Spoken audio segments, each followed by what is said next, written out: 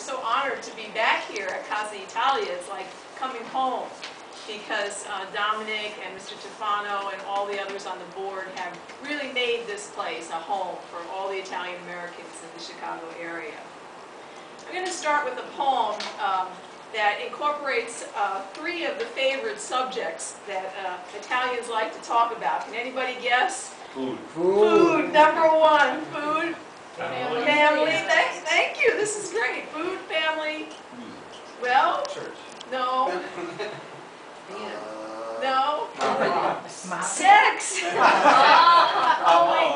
Only the sex is very mild. It's more like love and romance in this poem. But perhaps some of you will be able to identify with this type of poem. It's about a family reunion that I had a few years ago with some cousins. Like any good Italian family, there's always these feuds. And so finally, we realized that most of these people were dead, and none of us in our generation knew what they had been feuding about, so we decided that we could all finally get together and sit down and have a meal together, all these cousins that we were kept away from when we were younger. And so here is a poem that talks about that event, and I hope that it spurs some memories within all of you, too. Family reunion.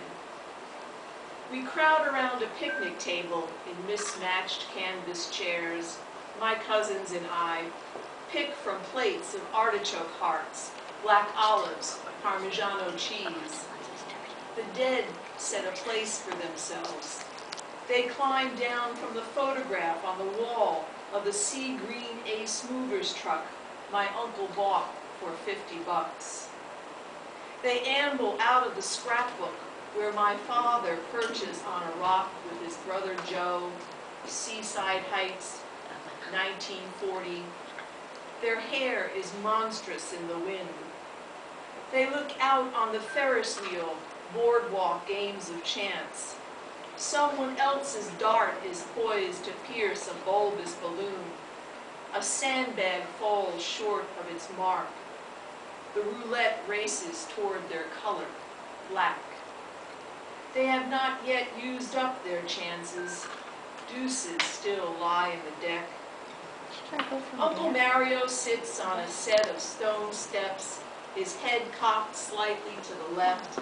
He stares at what is unseen, resembles a dark-haired James Dean. He has not yet reported to Fort Clayton, learned to tap the alphabet and code, or imagine the house he will build for Aunt Betty after the war. Now Uncle Joe and Aunt Margaret move along the living room wall, renew their vows in the grainy 50th anniversary video. He looks tortured in the gabardine suit from Robert Hall. She wears the lime green satin dress she will be buried in 5 years later. Ruined by the cancer the doctor said wouldn't kill her.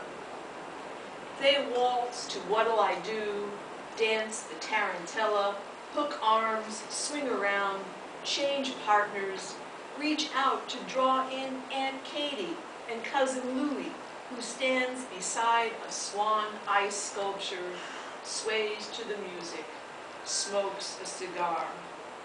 All of them shadow and memory and more alive than we are. The brass section blasts away. They keep dancing, dancing. So it's a